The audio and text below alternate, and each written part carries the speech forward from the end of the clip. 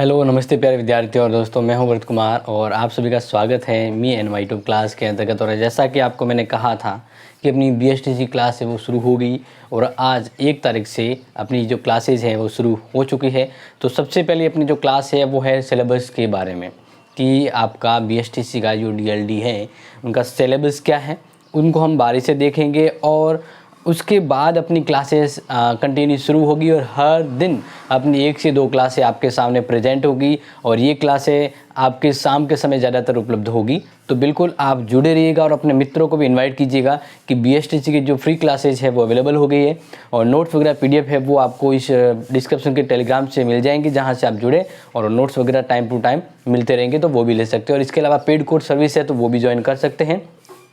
फिलहाल आप सभी का पुनः स्वागत है me and my YouTube class के अंतर्गत। हम बात करते हैं अपने जो अपना एग्ज़ाम होगा BSTC का और DLD कहते हैं, तो इनके सिलेबस के बारे में। तो सबसे पहले मैंने जो यहाँ पे नोट की है उसको देख लें कि आपका जो पेपर होगा ना वो खंड वाइज होगा, सेक्शन वाइज होगा, ठीक है, जिसमें अ, ब, स और द, इस तरह से 4 सेक्शन होंगे। अब अ सेक्शन जो होगा, ठीक है ना, यानी फर्स्ट ए भाग जो होगा वो होगा मानसिक योग्यता के बारे में। किस योग्यता? मानसिक, यानी मेंटल एबिलिटी, मतलब रीजनिंग टाइप जो क्वेश्चन है वो इसमें आएंगे, ठीक है। कितने क्वेश्चन आएंगे? 50 क्वेश्चन आएंगे और कितने नंबर के आएंगे? 150 नंबर के, यानी 150 नंबर के। इसका मतलब क्या हो गया? इसका मतलब हो गया कि जो पर क्वेश्चन है वो 3 नंबर का है। कितने नंबर का है? 3। तो इस तरह से 50 क्वेश्चन पर क्वेश्चन 3 नंबर का, तो कितने हो गए? 150 नंबर हो गए, ठीक है।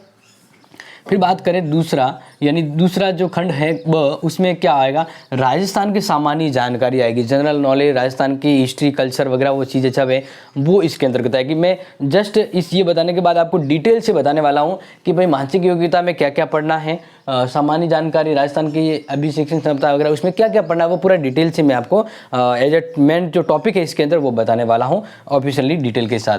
तो सामान्य जान इसके भी 50 प्रश्न आएंगे, 150 नंबर के आएंगे, ठीक है। इसके अलावा शिक्षण यानी टीचिंग एप्टीट्यूड, ठीक है ना, शिक्षण अभिक्षमता से संबंधित प्रश्न आएंगे 50 और 150 नंबर के। अब यहाँ से थोड़ा सा इंपॉर्टेंट ध्यान दीजिएगा क्योंकि कंफ्यूजन होने के सवाल यहाँ पे होता है।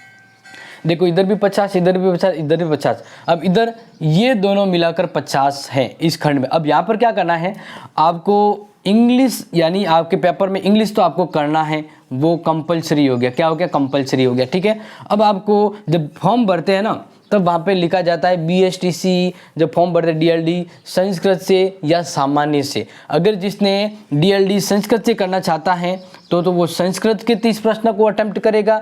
अगर वह सामान्य से फॉर्म भर रहा है BSTC के या सामान्य के अंतर्गत करनी है तो वो हिंदी का करना, यानी खंड द के अंतर्गत अंग्रेजी तो सबको करना ही है, लेकिन इसके अलावा जो 30 क्वेश्चन है संस्कृत और हिंदी, तो ये डिपेंड करता है कि आपने फॉर्म में क्या चूज किया है, सामान्य रूप से फॉर्म भरा है या आपने संस्कृत के अंतर्गत DLD के लिए अप्लाई किया है। तो इस अकॉर्डिंग आपको इन दोनों में से सही कलेक्ट करना होगा आंसर, ठीक है। ये तो आपको जनरली पता है।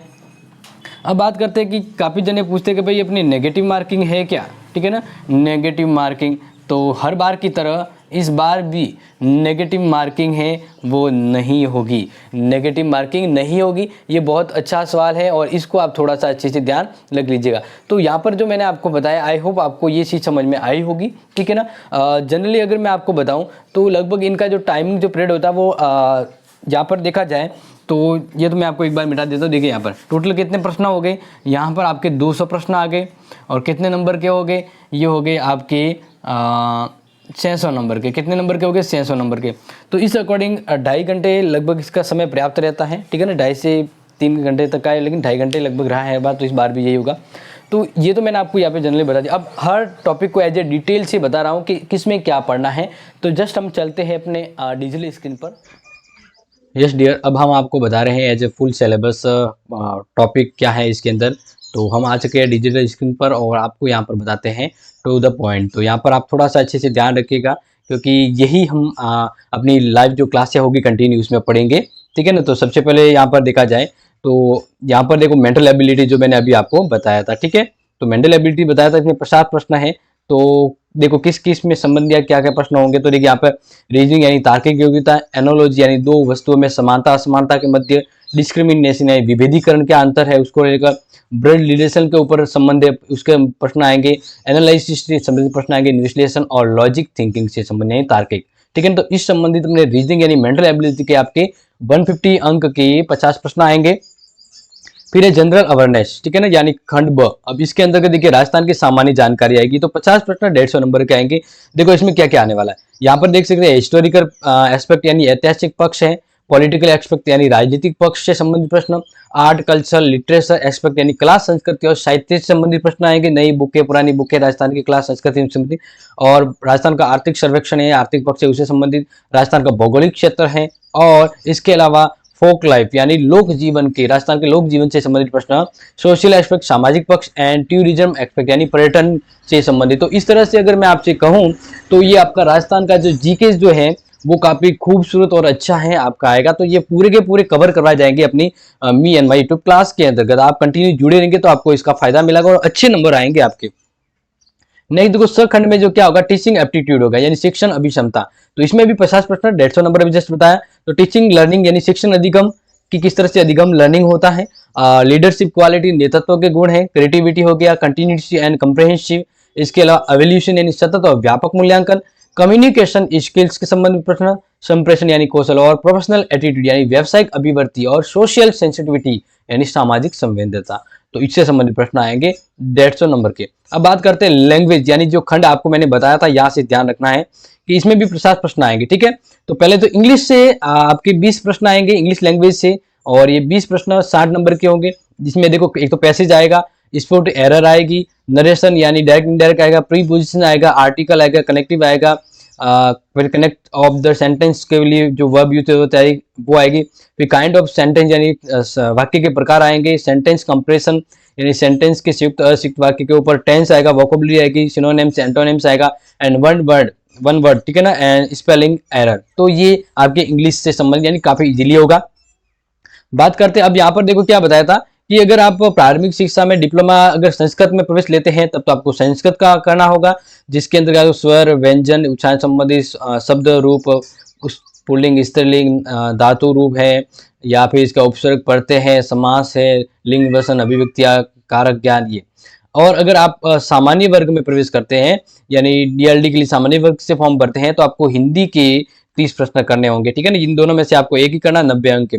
अब इसमें देखो क्या होगा, इनमें शब्द ज्ञान, पर्यायवाची शब्द, विलोम शब्द, युग्म शब्द, वाक्य विचार, शुद्धिकरण, शुद्धि अशुद्धि संबंधी प्रश्न, मुहावरे, लोकोक्ति, संधि, समास, उपसर्ग, प्रत्यय, वाक्यांश के लिए शब्द और सार्थक शब्द।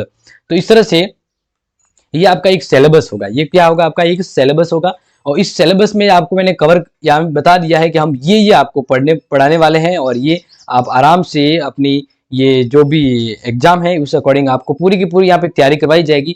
बस आपको करना क्या है, आपको कंटिन्यू बने रहना है, आपको रेगुलर इस क्लास इस चैनल से पूरी की पूरी 100% श्योरिटी वाली तैयारी करवाई जाएगी, ठीक है ना।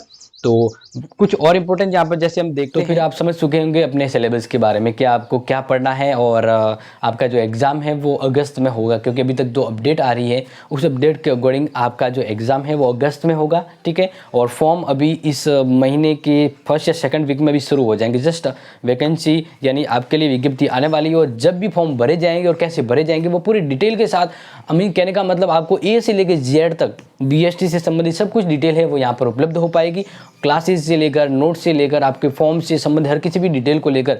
तो बिल्कुल आप जुड़े रहिएगा और अपने मित्रों को इनवाइट कीजिएगा कि यहाँ पर आपके कॉलेज की क्लास खत्म होने के बाद अब बीएसटीसी की क्लास शुरू हो चुकी है। तो जुड़िएगा और अपनी तैयारी को शानदार और जानदार बनाइएगा। तो मिलते हैं अपनी लाइव क्लास में, तब तक के लिए take care and loving this video. Thank you so much.